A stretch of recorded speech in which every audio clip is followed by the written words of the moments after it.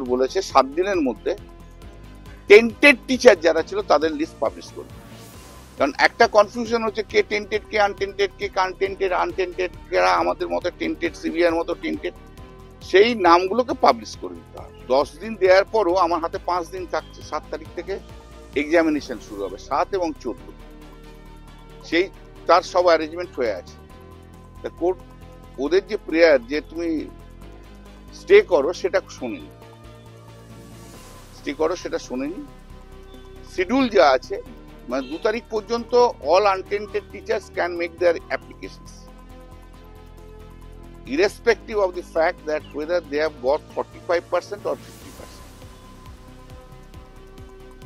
এবং 2 তারিখে হয়ে গেলে অ্যাডমিট কার্ড তাদের দিয়ে দিতে হবে যারা যারা অ্যাপ্লাই করবে। এবং 7 তারিখ থেকে যেমন পরীক্ষা আছে হবে, মানে আনটেন্টেড টিচারদের যে একটা প্রয়াস ছিল যে এখন ফর দি টাইমিং সিলেকশনটাকে স্টে করানোর, সেটা হয়নি। 2-1 টেন্টেড টিচার, এখানে সোনালী দাস না কি নাম, ও অ্যাপ্লাই করেছিল, গত সোমবার দিনই সুপ্রিম কোর্ট ফেরত দিয়ে দিয়েছে কলকাতা হাইকোর্টকে। ও টেন্টেড কি আনটেন্টেড, সেটা টেন্টেড কি না টেন্টেড সে কলকাতা হাইকোর্ট ডিসাইড করবে।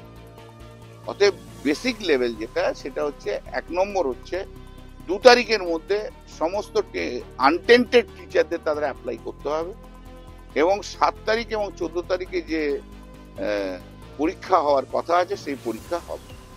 এবং 3 নম্বর হচ্ছে যত টেন্টেড টিচার যাদের টেন্টেড আছে তাদের নামগুলো পাবলিশ করে ওয়েবসাইট এসএসসির website, central school service commission.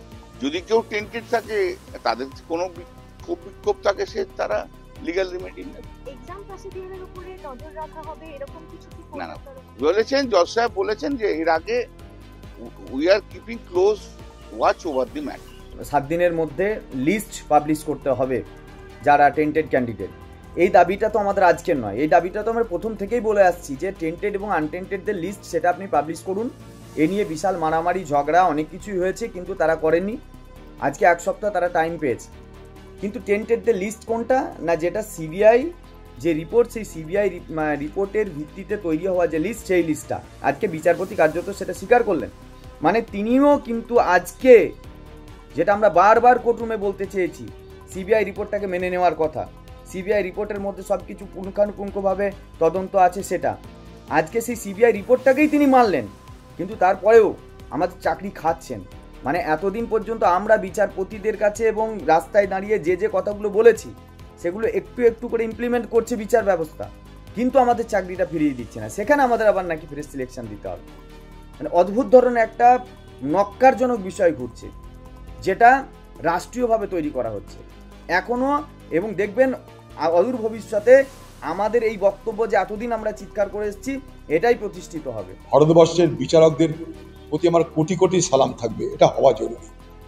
1 সেকেন্ডে পারে সব কটাকে জেলে ভরো, এসএসসিকে জেলে ভরো।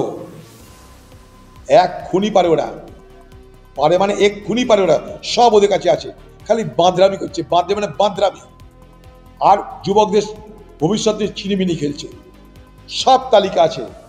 এই যে দেখছেন না জীবন কৃষ্ণ, এই তালিকা তৈরির নেতা, সরকারের কাছে সব তথ্য আছে। বাংলার মুখ্যমন্ত্রী চোরদেরকে বাঁচানোর জন্য তথ্য প্রকাশ করছে না।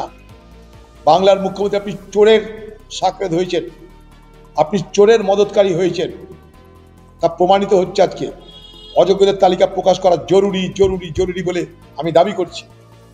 তাহলে যোগ্য অযোগ্যের ফারাক এসে যাবে, যোগ্যদের চাকরি দেওয়া জরুরি বলে মনে করছি। যদি অযোগ্য তালিকা প্রকাশ হয়, বাদ বাকি যোগ্য, ন্যাচারাল, এটা একটা ফেনোমেনা, এটা খুব সহজে প্রমাণ করা যায়। অ্যাজ এ করোলারি অফ, মানে সুপ্রিম কোর্টের জাজমেন্ট যদি এটা হয় অযোগ্যদের নাম প্রকাশ করো, তাহলে বাকিরা নিশ্চয়ই যোগ্য। অ্যাজ এ করোলারি এটা বলতেই পারি আমরা। তাহলে যোগ্য যোগ্যের তালিকা প্রকাশ হলে যোগ্যরা চাকরি পাবে, যারা মেহনত করেছে, পড়াশোনা করেছে, তাদের চাকরি পাওয়া দরকার। অযোগ্য যারা, তাদেরকে দিদি আপনার ভালো লাগলে আপনি কোথাও কাজের সুযোগ করে দিন।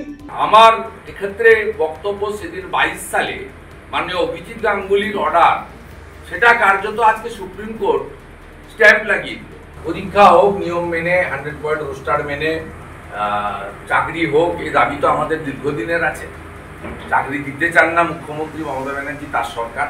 তারা ভাতাতে বিশ্বাস করেন, তোষণে বিশ্বাস করেন, খেলা মেলা এসবে বিশ্বাস করেন। আমরা তো প্রথম থেকে চাকরি দেওয়ার পক্ষপাতী। 6 লক্ষ পার্মানেন্ট পোস্ট অবলিশ করেছেন, ক্যাজুয়াল কন্ট্রাক্টুয়াল ঢুকাচ্ছেন সামান্য বেতন দিয়ে। না চলে তাদের সংসার, না তাদের চাকরির স্থায়িত্ব আছে, না নিয়ম মেনে তারা রিক্রুট হচ্ছে। সুপ্রিম কোর্ট আজকে তার নির্দেশে বলেছেন যে 2 তারিখের মধ্যে অযোগ্যদের তালিকা প্রকাশ করবে। এটা অত্যন্ত গুরুত্বপূর্ণ এই কারণে 2022 সালে যখন মাননীয় তদানীন্তন জাস্টিস অভিজিৎ গাঙ্গুলি মহোদয় অর্ডার দিয়েছিলেন, তিনি কিন্তু প্রায় 7,000-এর কাছাকাছি অযোগ্যকে কেন অযোগ্য বলে চিহ্নিত করে তিনি কিন্তু 26,000-এর চাকরি বাতিলের সিদ্ধান্ত নেন।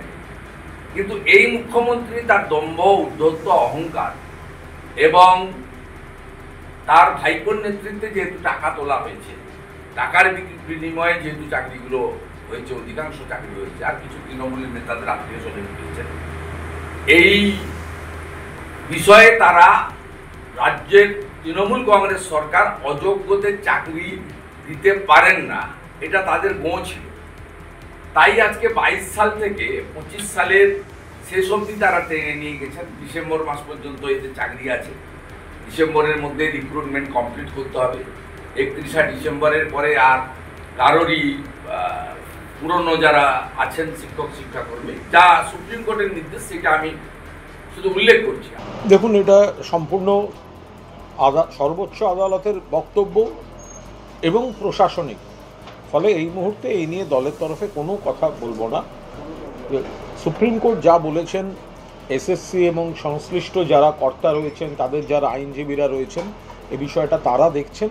এই মুহূর্তে এই বিষয়ে কোনো কথা বলবো না।